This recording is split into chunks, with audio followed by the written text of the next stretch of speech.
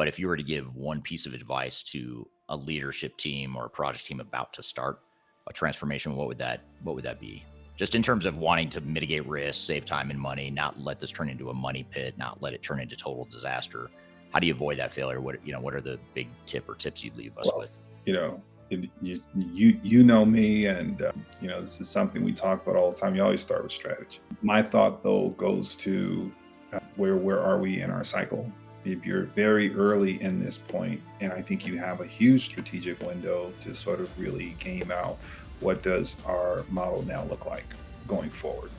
What do we need it to look like? What do we want it to sort of look like? And I think at that point, you really have the opportunity to create a business case for why certain elements make sense and certain elements don't.